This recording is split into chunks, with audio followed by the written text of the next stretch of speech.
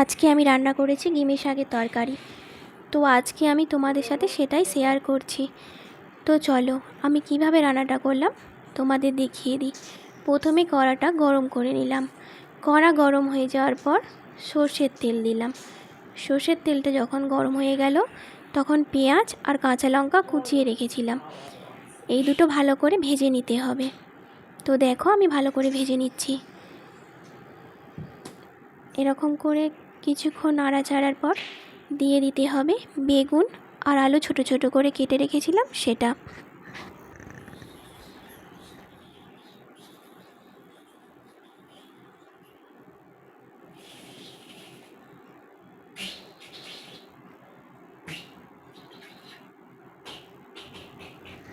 আলু আর বেগুনটা ভালো করে ভেজে নিতে হবে।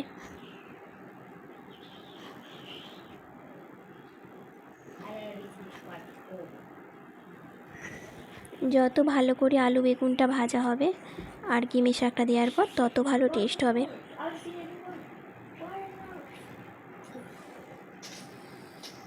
তো চলো একটু চাপা দিয়ে এটা সেদ্ধ করে নিই।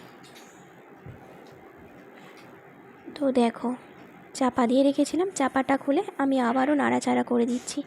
আর এইভাবেই আলু বেগুনটা কিন্তু সেদ্ধ হয়ে যাবে, সেদ্ধ হয়ে ভাজা হয়ে যাবে। এখন দিয়ে দিচ্ছি পরিমাণ মতো নুন।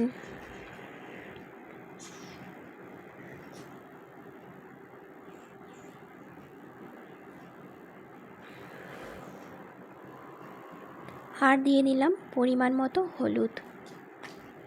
এবার এটা ভালো করে নাড়াচাড়া করে নিতে হবে।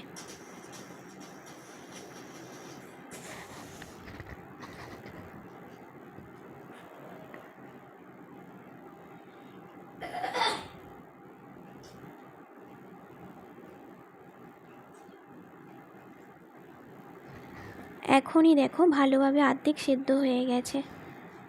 তো এবার আমি দিয়ে দেব শাকটা। দেখো আমি গিমি শাকটা এবার দিয়ে দিচ্ছি।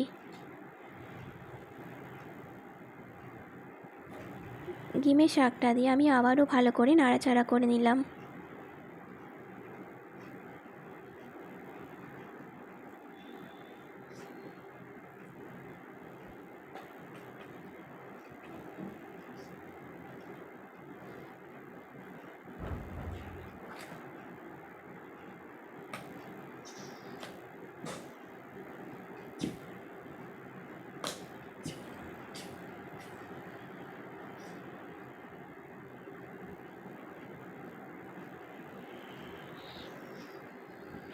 এবার এটা আমি চাপা দিয়ে 2 মিনিট হতে দেব।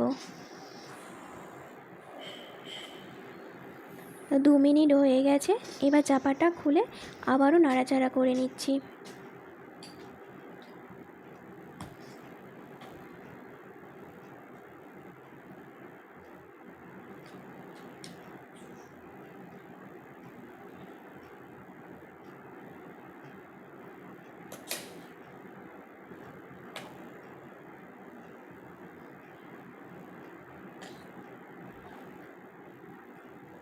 আলুটা এখনও হালকা সেদ্ধ হবে।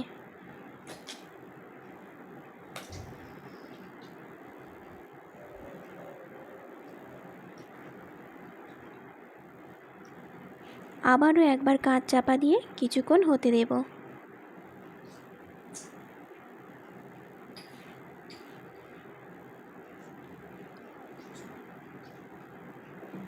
ও 1 মিনিট রাখার পর কাঁচটা খুলে দিলাম, আবারও নাড়াচাড়া করে নিচ্ছি।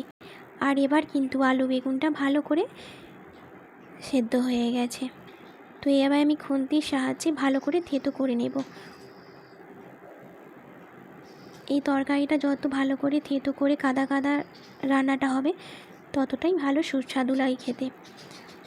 কাঁচা লঙ্কাটা যেহেতু কুচিয়ে দিয়েছিলাম সেটা তরকারির সাথে মিশে যাবে, তাতে টেস্টটা আরও বেড়ে যাবে। আমার তো এইভাবে তরকারি করে খেতে খুব ভালো লাগে। তো তোমাদের কার কার ভালো লাগে কমেন্ট করে জানিও। এইভাবে একদিন তোমরা রান্না করে দেখো, আর যদি ভালো লাগে আমাকে কমেন্ট করে জানিও। আশা করছি তোমাদের ভালো লাগবে এই তরকারিটা। আমরা তো গিমি শাক ভাজা খাই, বা গিমে শাক ভেজে আলু ভাতে মাখিয়ে খাই, কিন্তু এইভাবে তরকারি করে খেয়ে দেখবে, অনেকটাই টেস্টি লাগে। তো আজকের ভিডিওটা ছিল এতটাই। যদি ভিডিওটা ভালো লাগে তাহলে লাইক কমেন্ট করে পাশে থেকো। আসছি আরও নতুন নতুন অনেক ভিডিও নিয়ে।